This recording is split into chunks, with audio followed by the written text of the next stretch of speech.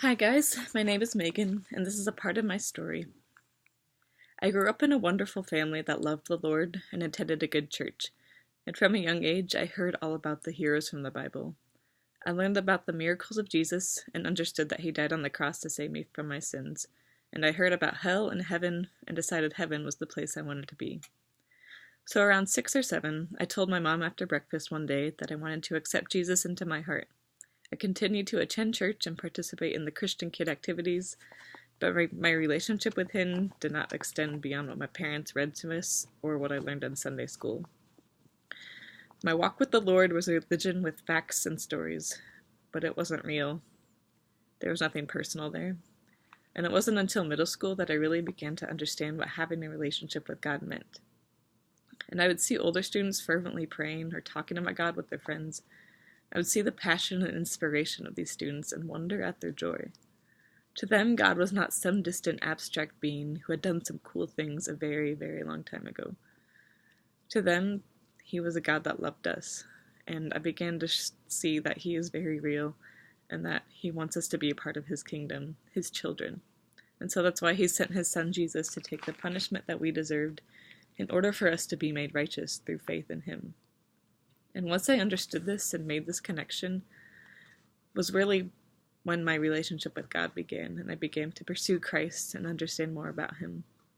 And I grew to hold a better understanding of the gospel and see him reveal himself in various ways in my life through that.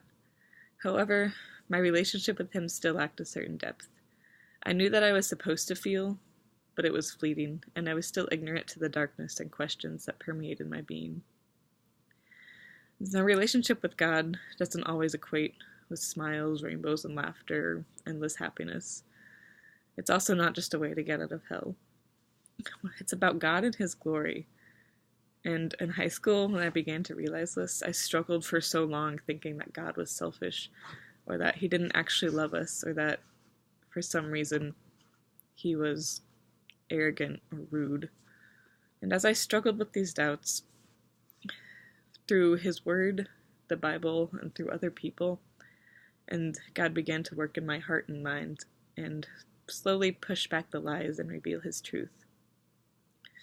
And that he's not selfish. He's God, creator, sovereign, Lord, and he deserves full honor, glory, and praise from his creation.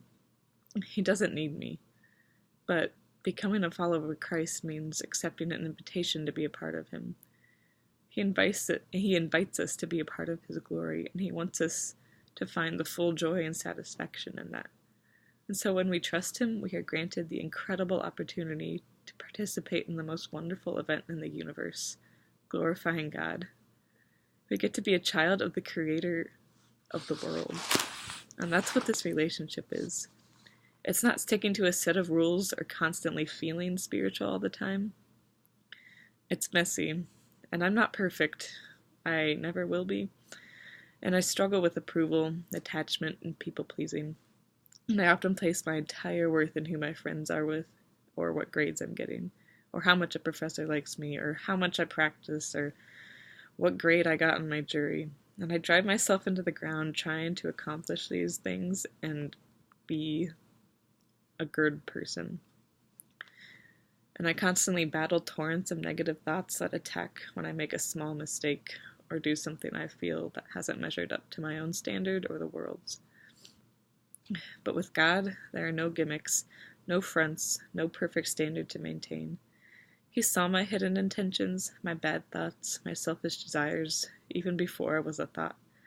But he chose to love me anyway. And love dwells at the root of a good relationship. And God is the purest manifestation of love there ever is and ever will be. So this relationship is the best thing in the world. And I will never be good enough. I will always fall short in human terms and in God's terms.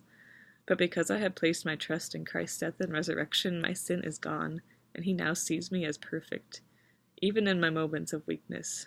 Because Christ died in my place, he took my sin and gave me his righteousness. And so it's in those moments of weakness where he is most glorified. 2 Corinthians 12:9 says, "My grace is sufficient for you, for my power is made perfect in weakness. Therefore, I will boast all the more gladly in my weaknesses, but when I am weak, I am strong. And this isn't saying that I just keep on sinning because I get a free pass or that I can do whatever I want. That's not what this relationship is. What this relationship is me turning my will into His. It means learning to put God's will first, and each day growing to look more and more like Him through His power and through His grace and through His sanctification.